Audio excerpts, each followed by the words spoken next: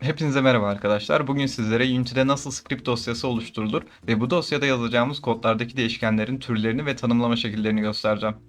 Önceki videoda göstermiş olduğum şekilde Unity altından Universal 3D Template'ine sahip bir proje açın. Sizi benimki ile aynı olan bir ekran karşılayacaktır. Ekranımızda çok fazla pencere var ve bunların ne işe yaradıklarını daha sonra anlatacağım. Ama bu videomuzda öncelikle Project ekranında script dosyası oluşturmayı göstereceğim. Project ekranımız açıkken boşta bulunan bir yere sağ tıklıyoruz ve açılan pencerede Create sekmesinden MonoBehavior Script'i seçiyoruz. Script dosyamıza bir isim veriyoruz. İstediğiniz ismi verebilirsiniz. Sadece Türkçe harf kullanmamaya dikkat edin. Daha sonradan bir problem çıkartmasın. Derlemesini bekleyelim. Ardından script dosyamıza çift tıklayarak açıyoruz. Bizi bazı hazır Unity metotları karşılıyor. Bu metotların ne işe yaradıklarını da detaylı bir şekilde daha sonra anlatacağım. Ama şimdiki konumuz değişkenler olduğu için bunları siliyorum ve videoda daha rahat görmeniz açısından yakınlaşıyorum. Size tüm değişkenleri anlatmayacağım ama en fazla kullanacağımız değişkenleri anlatacağım. Bu değişkenler oyunumuzun içindeki her türlü veriyi kontrol edebilmemizi sağlayacaktır. Bu verilerden bazıları metin olabilir, bazıları tam sayı olabilir, bazıları küsuratlı sayılar olabilir, bazıları da sadece doğru ya da yanlış kontrollü olabilir. Metin olan değişkenlerimizi tanımlamak için string kullanıyoruz. Örneğin string metin eşittir tırnak içinde hello world. Sonuna da noktalıyoruz. Tam sayı olan değişkenlerimizi tanımlamak için de int kullanıyoruz. Int tam sayı eşittir 10 olsun.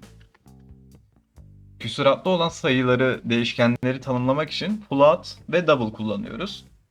Float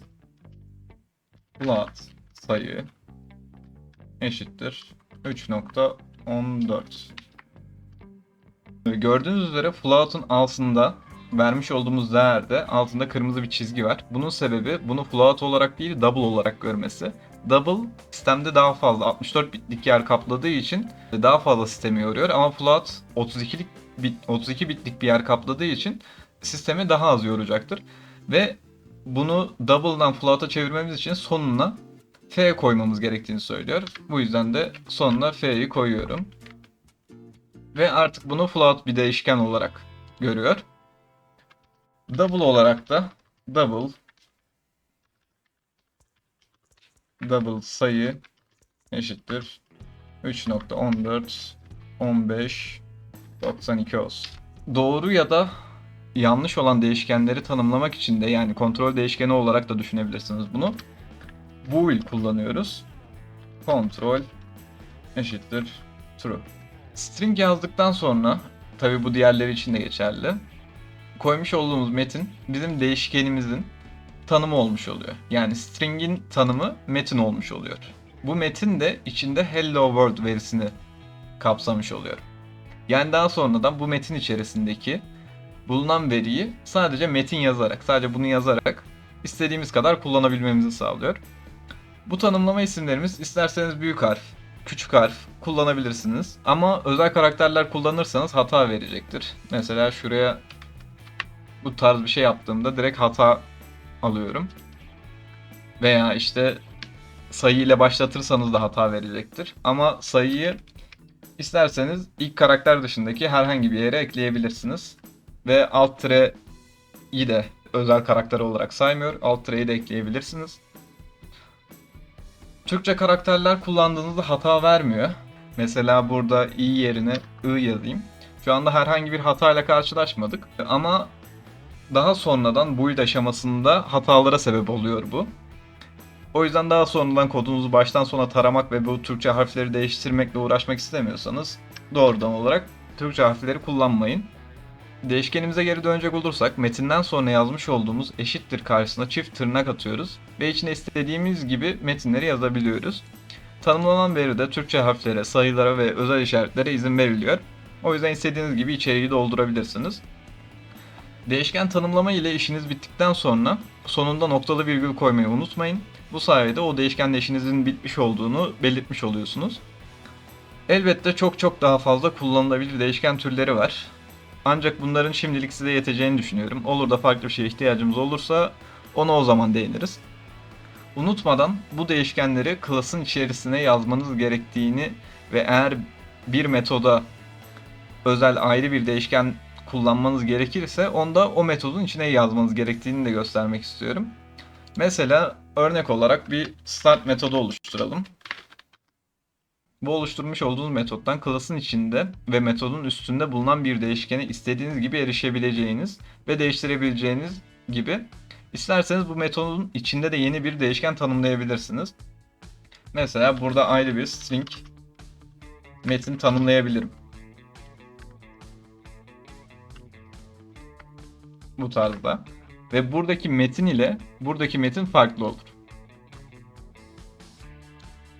Tabii siz gene de aynı ismi vermemeye dikkat edin. Herhangi bir veri karmaşasından da kurtarmış olursunuz kendinizi. Üstünde bulunması gerekmesinin sebebi de bu değişkenlerin daha sonradan bu metodun içerisinde çağırmak istediğinizde üstünde bulunması gerekiyor. Bunun sebebi de kodlar yukarıdan aşağıya doğru okunuyor. Bu yüzden aşağıda bulunan bir değişkene erişmek için değişkenin yukarısındaki bir metottan onu çağıramazsınız. Yani buradaki bool eğer ki burada olmuş olsaydı biz buradan kontrolü çağıramıyorduk. Burada hata vermiyor ama çalıştırdığımızda bize hata verecek. Pekala, yapmış olduklarımızı test etmek adına start metoduna bir fonksiyon ekleyeceğim. Debug.log parantezi açayım. Noktalı virgül atayım. Bunu çoğaltayım. Bu değerleri teker teker debug.log'un içerisine atalım. Ben noktalı virgül atmayı unutmuşum.